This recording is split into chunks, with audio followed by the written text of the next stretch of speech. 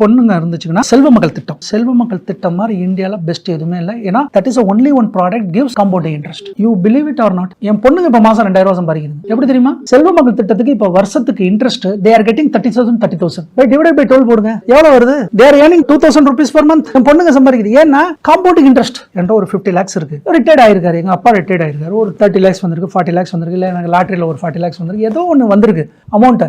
நான் proper financial advisor இல்லாமல் நான் டைரக்டாக வேறு இதில் போட்டேன்னா கண்டிப்பா அடுத்த 6ஆம் மாசம் நானே சொல்லுவேன் தெரியாம தப்பு பண்ணிட்டேன். அந்த தெரியாம தப்பு பண்ணிட்டேன்னு சொல்றதுக்கு பதிலா அதை பிரிச்சு கரெக்டா போடலாம். கார்ப்பரேட் பாண்ட்ல 10% ஆல்ரெடி நீங்க சொன்ன மாதிரி, ஆமா அதே மாதிரி ஒய்ஃப்ட்ட ஒரு 20% கொடுத்து monthly scheme, gold go for monthly scheme போட சொல்றது. போஸ்ட் ஆஃபீஸில் போயிட்டு சீனியர் சிட்டிசனோ அல்லது SSYO ஏதோ ஒன்று கிரியேட் பண்றது, ஸ்டார்ட் பண்றது.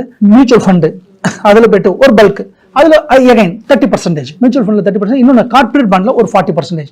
கார்ப்பரேட் ஃபண்டில் நீங்கள் 40% பல்கை நீங்கள் பண்ண உடனே 40% பண்ண உடனே it's going to start income இந்த நெக்ஸ்ட் மந்த் ஆன்வர்ட்ஸ். திரும்பி அந்த இன்கம் எகைன் போட்டு சிப், அந்த இன்கம் சிப்பா மாத்துங்க. நான் வந்து ஒரே இடத்துல தப்பு பண்ணிட்டேன், ஒரே இடத்துல தெரியாம போட்டுட்டேன்னு சொல்றதுக்கு பதிலாக கொஞ்சம் புத்திசாலித்தனமா என்ன பண்ணலாம்னா டைவர்சிஃபிகேஷன், நல்ல டைவர்சிஃபிகேஷன். அதான் சொல்லுவாங்க, எல்லாரும் சொல்லுவாங்க don't put in all eggs in one பேஸ்கெட்னு சொல்லுவாங்க. அது ஜென்ரலாக சொல்றது.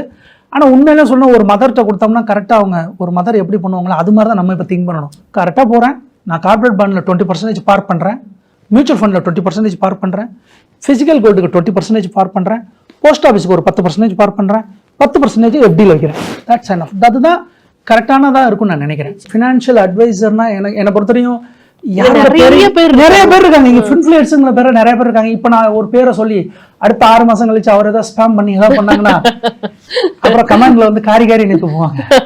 அதனால வந்து ஒரு நேம சொல்றதுக்கு முன்னாடி அந்த நேம் என்னைக்குமே பிரச்சனை வராத நேமா இருக்கணும். ஓகே, ஒரு ஸ்கிராட்ச்ல இருந்து ஒருத்தவங்கள ஃபாலோ பண்றீங்க. நான் மிஸ்டர் பட்டு சார் தான். ஓகே, மிஸ்டர் பட்டு சார் தான்.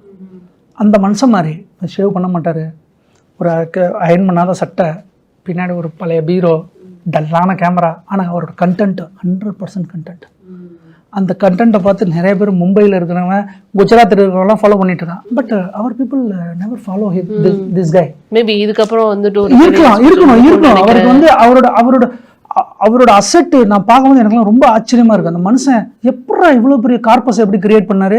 அவர் சொன்ன அந்த காம்பவுண்டிங் பவர், அவர் சொன்ன கால்குலேஷன், மந்த் இத்தனை மாதம் நீ SIP போட்டினா இத்தனை மாதம் இவ்வளோ வரும், நீ மார்க்கெட்டை பற்றி எதையுமே கவலைப்படாத, கீழே போகுது மேலே போகுது அதெல்லாம் எதையுமே கவலைப்படாது. அது மியூச்சுவல் ஃபண்டுனா என்னங்கிற வேர்டே நான் அவரை பற்றி தான் தெரிஞ்சுக்கிட்டேன்.